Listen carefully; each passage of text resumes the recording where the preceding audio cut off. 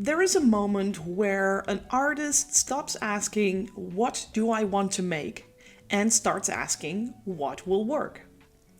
And that's where things begin to shift. Because today, art doesn't just exist on canvas or paper, it lives inside algorithms.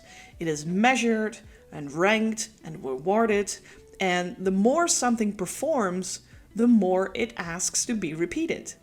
So you make one piece that resonates, and it spreads, and people follow you for it. So you make another, and another, until one day you realize something very uncomfortable. You did not choose your art style, it was chosen for you. And now you're not exploring anymore, you are maintaining a version of your art and yourself that people expect. A version that performs and that works. But somewhere in that process, something gets a lot quieter. That curiosity and the risk and those strange ideas that don't fit neatly into an Insta feed. David Bowie once said that the moment an artist creates for something or someone other than themselves, that's when they make their worst work. Not because it looks worse or it's, worse in quality, but because it stops being honest. So the question isn't whether trends are good or bad, it is actually much simpler than that. The question is, are you making art to be seen, or are you making art to understand something about yourself? Because one builds an audience, and the other builds an identity. And today I want to explore this subject with my good friend and fellow artist, MK Gibson. Welcome back to another Butcher Shop.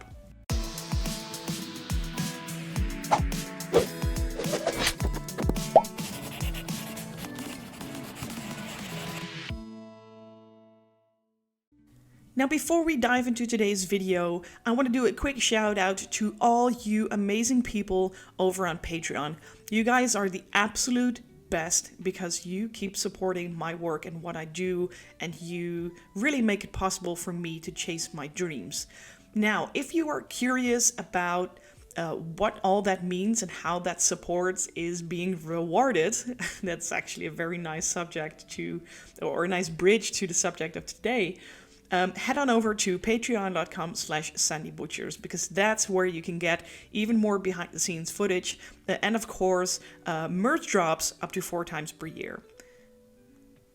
Right, so with all that out of the way, Gibby, welcome back to the show. How you doing, man? Did you already do the introduction? It's always like it's a pre-recorded thing. Like, man, I always want to hear you. I want to hear it, and I'm like, I'm not gonna listen back to this. Yes, God damn it! One day I will have an intro, and it will just go smooth. Okay, well, one day. It's not gonna be today, is it? It will not be this day, ma'am. No. I'm good. Thanks for asking. How are you? I'm all right, thank you. Let's just start anew because I also forgot to share my screen and it's terrible. I know. I was gonna tell you that like on the screen. That's why I was typing it to you silently in the message. Nah, it's like okay. Hang on. It's playing now, so we can all see what's happening. I have prepared the subject, and we went through this a little bit like a moment ago when we were not recording, just to give you an introduction.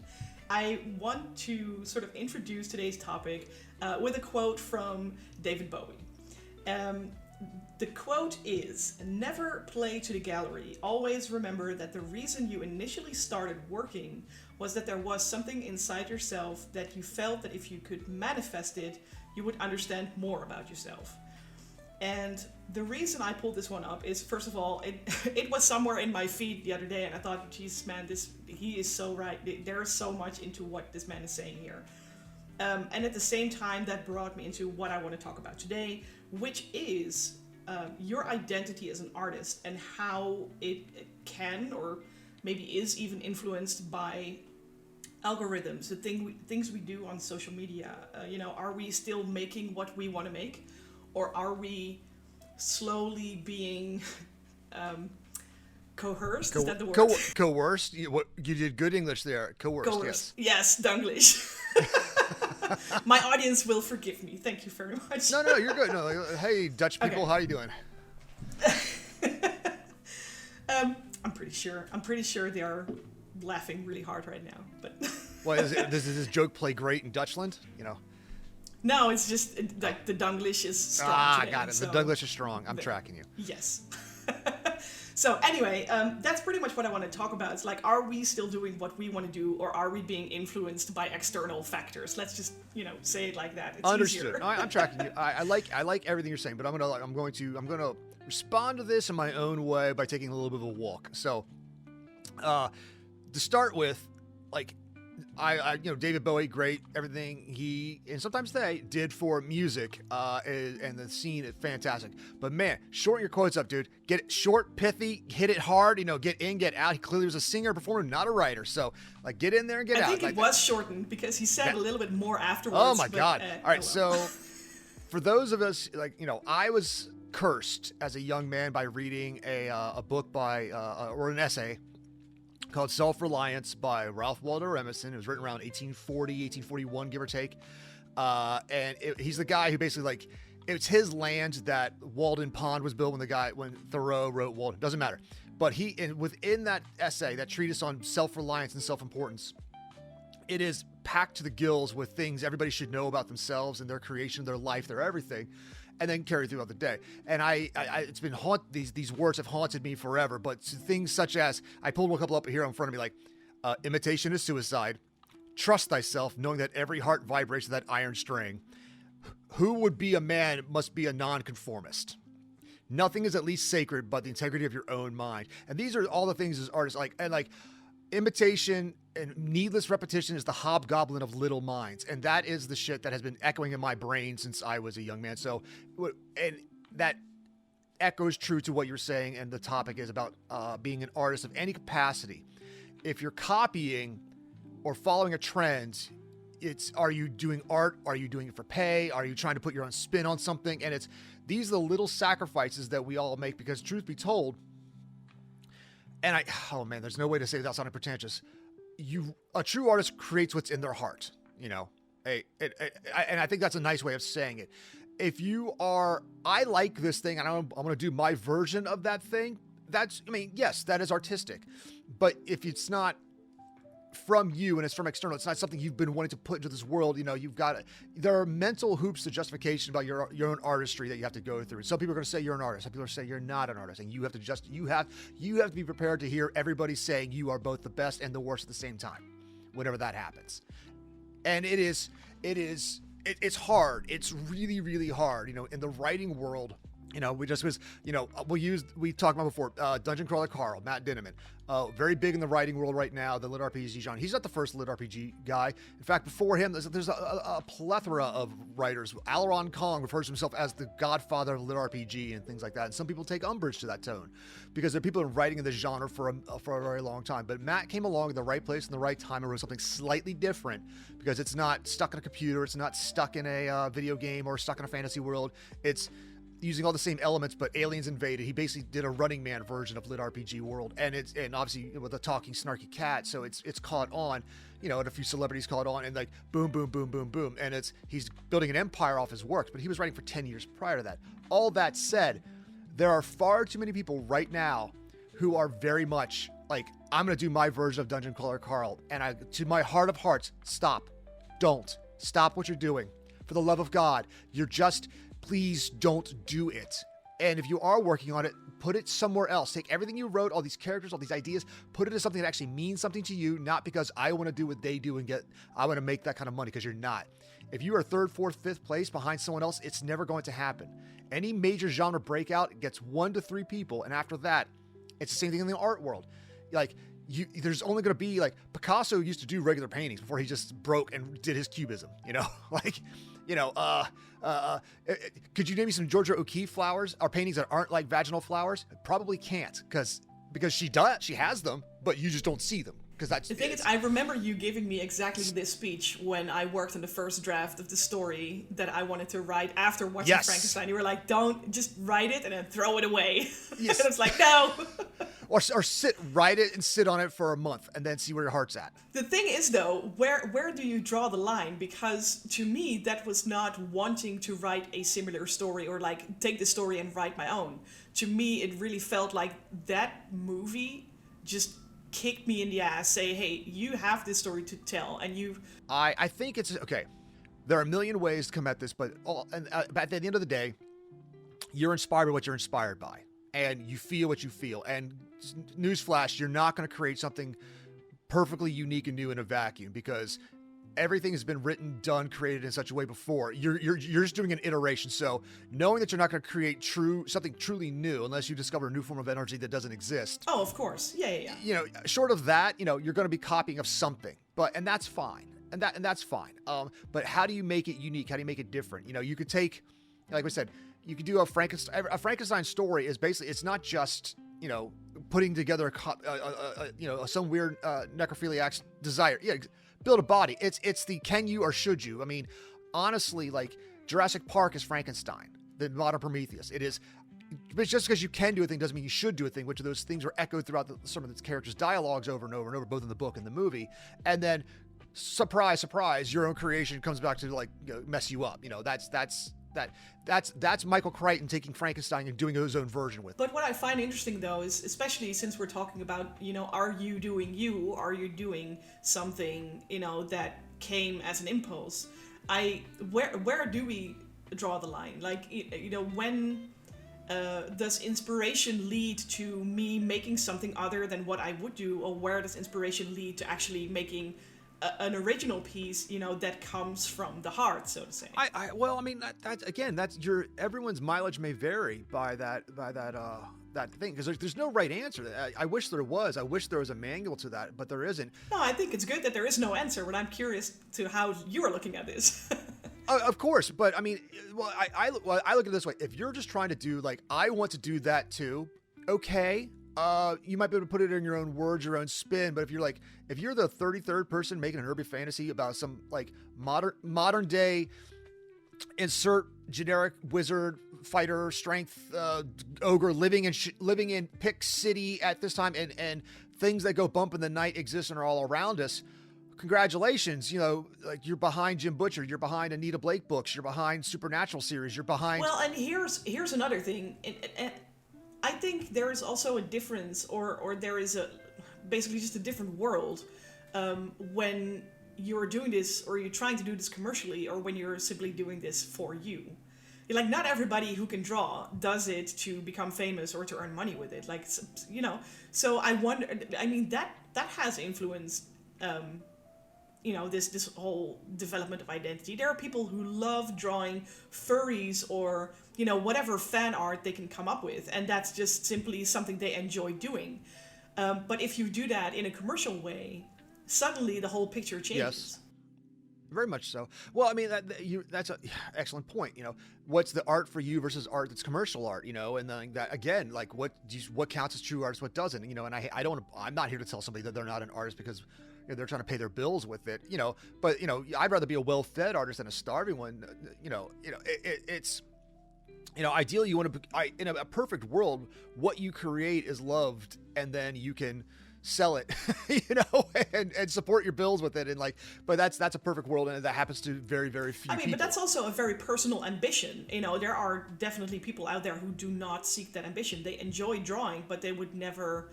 They don't seek to sell it. Well, sure, but again, the Banksy before Banksy was just leaving art places, just knows who it is. It's not for recognition. It's for the art for the sake of art, and there's always going to be that level, and that's cool. I mean, I think, but when it comes to your identity, you have to find out what makes in the writing world we call it the voice.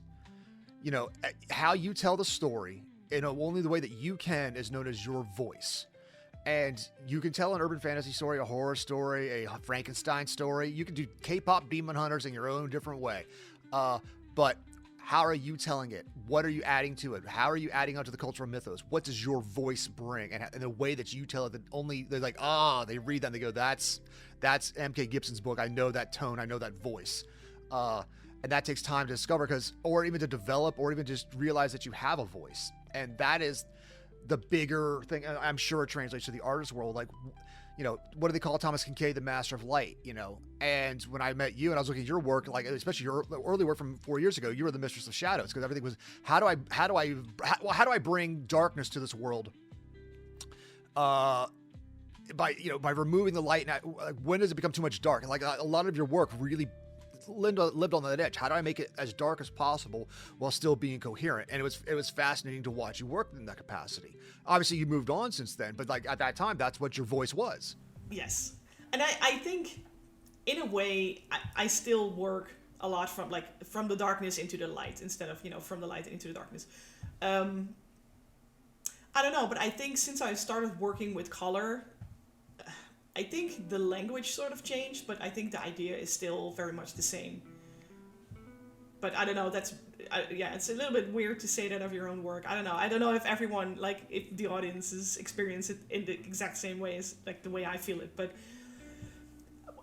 what I'm thinking right now is, do you and I, like, do we feel like our identity as artists and writers have been influenced by who we are trying to reach on, for example, social platforms? So do you think that your work as an author has changed simply to sort of feed into the algorithm, like, hoping that more people would see your work if you would do this thing because, it's trending? I will say this, for myself, likely no. I'm sure I've changed in ways that I don't realize, because that's the Dunning-Kruger effect, one of the four parts of it. Like, I don't know what I don't know, and it's one of the core components. So once I'm aware that there are things that I don't know, and I'm aware that I don't know, but I will say this: when I tried to change how I wrote to fit a market, I failed, because I still stand by the work. I liked writing the books. I have a couple of books that were trying to fit a particular market based on the genre types at the time.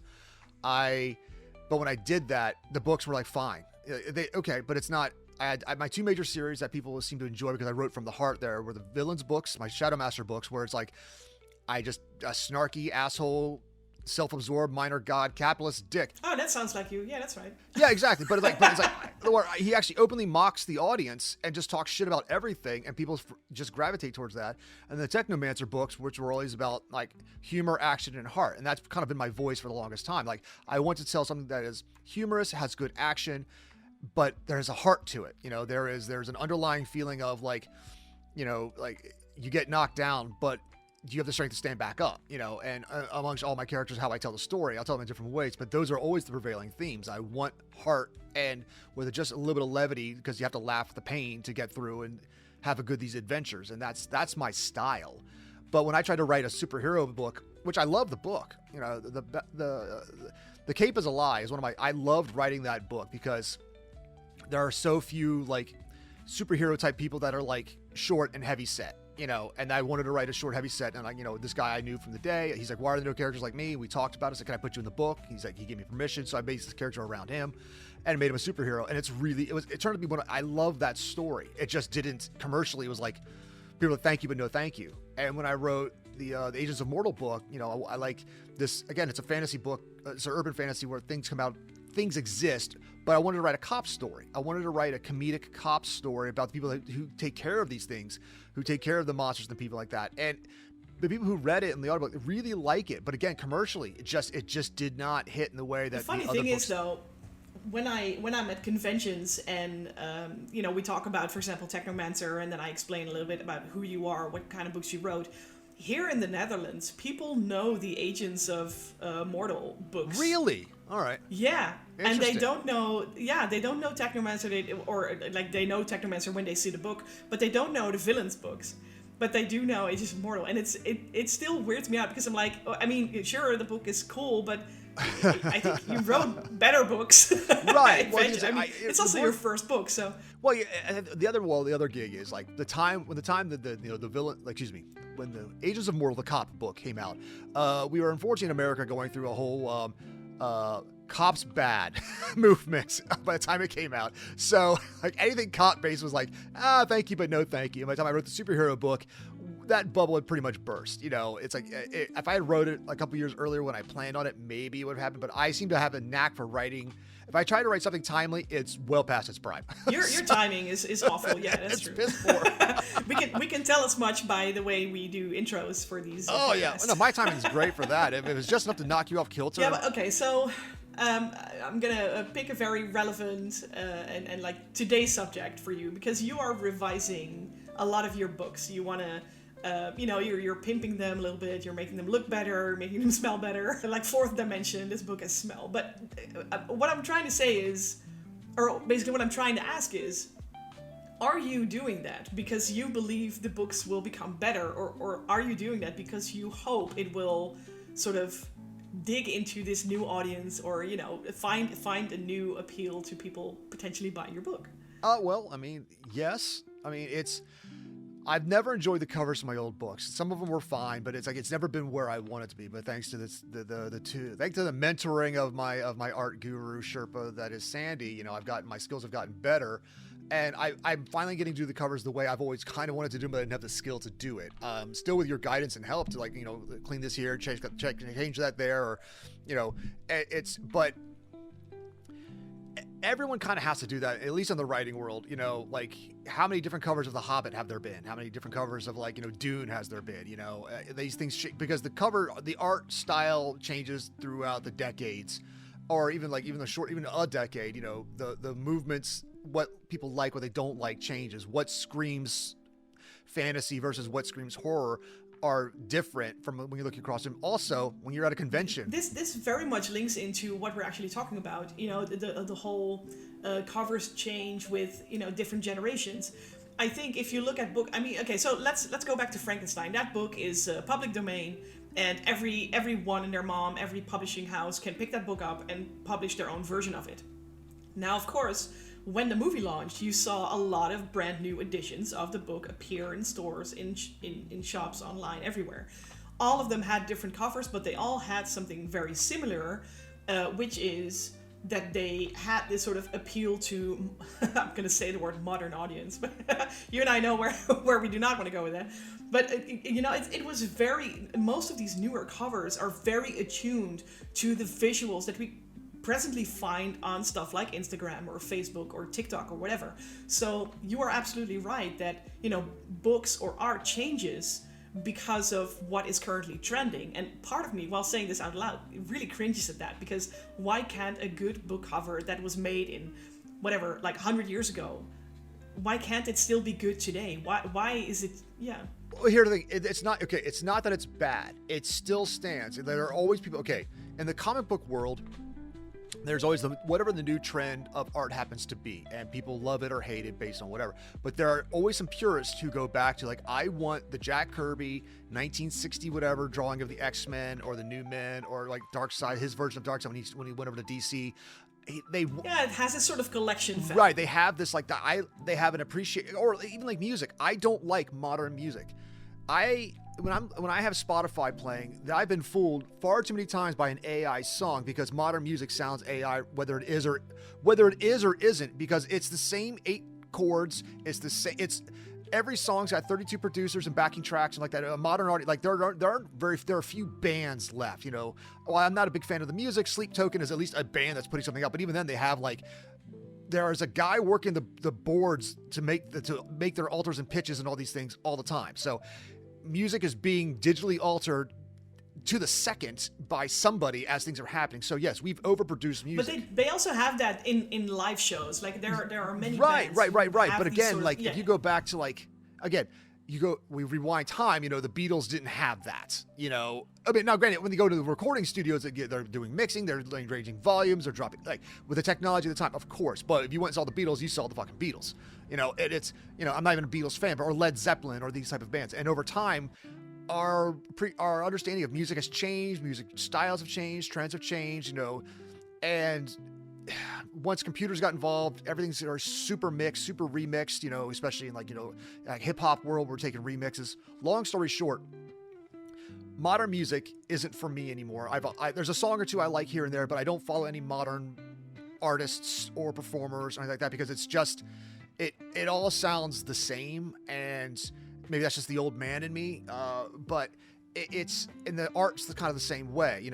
You're chasing a trend that you have to do this until someone comes along and does. It's the 80-20 rule. 80% of what you know with 20% difference. And as soon as it keys in on that difference, that's when a new style or a new genre, a new whatever is born. It spawns from that. It always has. Art world has been just like music world. They'll go from one style this way to that.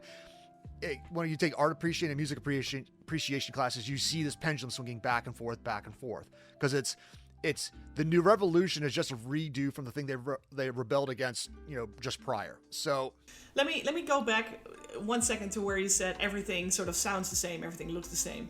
I want to very quickly dig into the topic of the DLSS 5. I don't know if you've seen any of that recently. Oh, wait a minute. Is this the NVIDIA ray tracing? Okay, yeah. Yes, that's exactly what it is. So everything, and that's just something that I noticed. Everything looks the damn same. They take out all the shadow work, they apply this sort of Insta filter to it, and now they upscale the texture resolution, and voila, everything looks like AI slop. It does.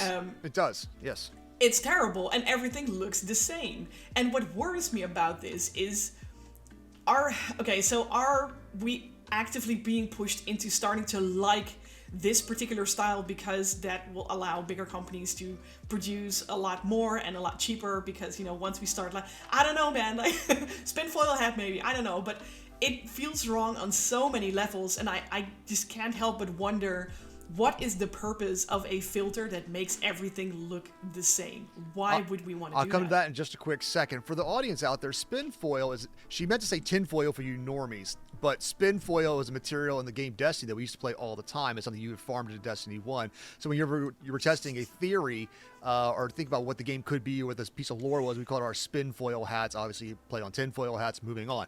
All right. I actually basically just copied this from a lot of streamers that I watch, and they say the exact same thing. But yes, they're all gamers, so there we go. Right, because they're playing the game on Destiny. Yeah, exactly. Tinfoil hats is the traditional way. Okay. I don't want to say what did she say? I don't want someone to think you said something incorrectly. No, you said it correctly in the context of the world that we live in, but not these weirdos. All right. I do think yes, we're always being funneled into a something. That's never different. We're always being funneled into something that they want us to see. But the market often rebels against that when it's pushed too hard. If it's slow and steady, you don't realize you're being like a good relationship where one partner's trying to change the other one. If you do it right and slow, you don't realize he changed. But if they try to do it too hard and too fast, people will rebel. They're like, no, I don't want this. Stop it. And they're like, perfect example. No shame to Discord, but Discord's like, we're going to change everything about this, and we're going to do this age verification and this thing, blah, blah, blah, blah, blah. And the fans said, fuck you. No, you're not. We'll leave. We will leave. Discord, the next day, the top of the list was platforms, alternate Discord, competitors to Discord, alternate Discord, blah, blah, blah. And Discord heard this, and they rewound back quite a bit, a lot of the stuff they were going to do. So this whole thing is, yes, everything looks like AI because NVIDIA and a lot of the other companies, they are clearly pushing for AI markets in a world. So it's getting you look. Yes, it looks like... And the push for AI is something that we could spend an entire new episode on, because I legitimately don't understand where this push comes from. But we should... Yeah, you know what? We should do the next episode on that one. Yeah, I mean, we will. It's going to be surprised to very few that you are, you want to burn it all down, Surprised to many, I don't hate it the way everybody else does, but for a variety of reasons. I'm not advocating for AI, but I'm not the, it's the worst thing that ever that ever existed. But we'll talk about that at a later date. I do think we're being pushed to a different style, but that's unfortunately that's not new. And it's you can look back on how TV shows were shot using this camera and this style. Here's a perfect example: the MCU. The first few movies in the Marvel Cinematic Universe each one had their own kind of unique look. But there came a point once the first Avengers was over, they started using a very specific camera. I can remember the name of the camera, and a very specific lens style. Oh, the big red? Maybe. I think it's what it was. But here's the thing. If you're going to make an MCU movie, it has to use this, so that way it looks like it came from the same universe. And the first thing that does is that immediately changes. I mean, I'm not a filmmaker, but I know enough to be dangerous about how this world works. But how you record and what you record on, and your style of recording, and capturing these images, that's part of your voice as a filmmaker. And so to take part of it away, now you have to use this, work a movie under our umbrella, it has to look like this, and that hinders you immediately. And they all started looking the same, acting the same, they're totally the same. The jokes were that kind of like, haha, serious moment joke, haha, serious moment joke, and like it repeat. Yes, and that's the problem. It becomes a formula, and that's why people have been, that medium has been dying out for a long time because people aren't hungry for that formula anymore. And that's what all the corporations have to realize. It's like, yeah, you can play the formula for a while, but don't act surprised when no one wants it anymore. Like right now, AAA studios and video games are constantly they're telling us what they want us to have, but these indie games and nobody wants to have it. Right, but that's another episode. Exactly, but it's not even indie games, but it's like smaller studios who are like listening to what their fans like, we would like this, like, hey, here you go. What do you think about this? Like, we like that, but it'd be cool if we did this, and next week, hey, we made that change. Here you go. What do you think? And that feedback. Or go further. Even indie studios make games they would want to play. Yes. And like I said, like this is a whole episode on its own. But maybe this is a very good conclusion to what we're talking about today. Is that even those studios did what they wanted to make, what they wanted to play, and they stuck with their own identity, regardless of what the big corporations around them, want to try and sell us.